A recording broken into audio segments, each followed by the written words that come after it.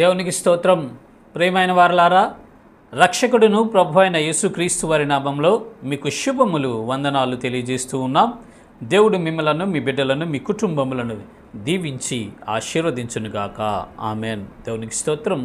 హల్లెలూయా. ప్రియమైన దేవుని బిడ్డలారా, ఈ సర్వలోకము, ఈ భూమి, ఆకాశము, సముద్రము, ఈ సూర్యచంద్ర నక్షత్రములు, ఈ గ్రహములు, ఈ విశ్వమునంతా దేవుడే సృష్టించాడండి. మాటతో దేవుని సృష్టించాడు. దేవుడు సృష్టించాడు ఈ విశ్వాన్ని. వీటిలో ఉన్న సమస్తమును ఆయన సృష్టించి పరిపాలించుచున్నాడు. ఆయన మహిమా స్వరూపి. మనలాగా మంటి శరీరం కాదండి ఆయనది, మహిమ శరీరం.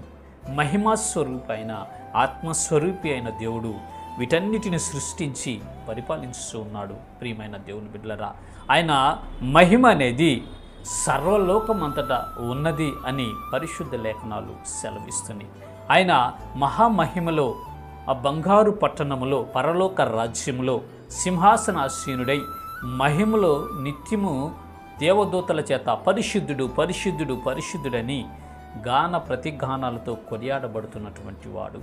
ఆయన యొక్క మహిమ ఈ సర్వలోకంలో వ్యాపించి ఉన్నది అని పరిశుద్ధ లేఖనాలు సెలవిస్తున్నాయి. చూద్దాము.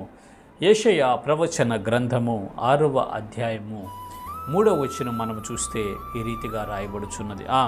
వారు సైన్యములకు అధిపతి యెహోవా పరిశుద్ధుడు, పరిశుద్ధుడు, పరిశుద్ధుడు, సర్వలోకము ఆయన మహిమతో నిండి ఉన్నది. దేవునికి స్తోత్రం. హల్లెలూయా. ఇక్కడ దేవదూతలు ఆయనను కొనియాడుతున్నారు. పరిశుద్ధుడు, పరిశుద్ధుడు, పరిశుద్ధుడని కొనియాడుతున్నారు. ఈ సర్వలోకం అంతా ఆయన మహిమతో నిండి ఉన్నది అని వాళ్ళు గొప్ప స్వరముతో దేవుని స్తుతిస్తూ ఉన్నట్లుగా మనము చూస్తాం. ప్రియమైన దేవుని బిడ్డలారా, ఆయన స్వరూపమైన మనము, ఆయన పోలికలోకి మార్చబడ్డటువంటి మనము ఆయన స్తుతించబద్ధులమై ఉన్నాం. ఆయన మహిమను మనము చూడాలి. ఆయన మహిమలో మనము ప్రవేశించాలి. ఆయన మహిమను మనము ధరించుకోవాలి అని పరిశుద్ధ లేఖనాలు సెలవిస్తున్నాయి. ప్రియమైన దేవుని బిడ్డలారా, వాక్యం వింటున్నటువంటి దైవ జనాంగమా, మీరు మహిమా స్వరూపులుగా ఉండుటకు మీకు హక్కును దేవుడు ఇచ్చాడు. ఎవరైతే యేసు ప్రభు వారి రక్తంలో కడగబడి, పశ్చాత్తాపడి, పాపాలు విడిచిపెట్టి, పరిశుద్ధులుగా మార్చబడి, పరిశుద్ధ జీవితం చేయొచ్చు ఈ విశ్వాస యాత్రలో ముందుకి వెళుతూ ఉంటారో, మంచి పోరాటము పోరాడతారో, విశ్వాసాన్ని కాపాడుకుంటారో, తన పరుగు కడముట్టిస్తారో, వారు నిత్య మహిమలోకి ప్రవేశిస్తారండి.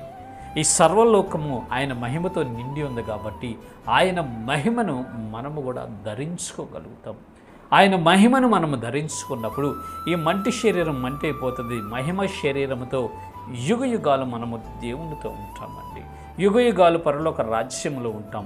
యుగయుగాలు దేవునితో ఉండి ఆనందిస్తూ ఉంటాము అని పరిశుద్ధ లేఖనాలు సెలవిస్తున్నాయి. ప్రియమైన దేవుని బిడ్డలారా, దేవుని యొక్క మహిమ సర్వలోకంలో వ్యాపించి ఉన్నది. అయితే దానిని మనము సొంతం చేసుకోవాలి. ఆ మహిమను మనము ధరించుకోవాలి. ఆ మహిమను మనం పొందుకోవాలి. ఆ మహిమలో మనము ప్రవేశించాలండి. దాని కొరకు మన ఎదుట ఉంచబడిన పందెంలో ఓపికతో పరిగెత్తాలి.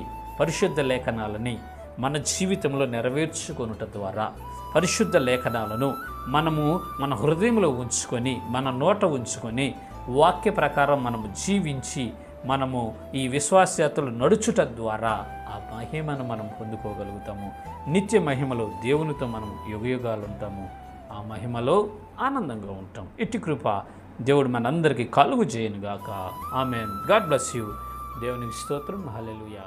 Praise the lord.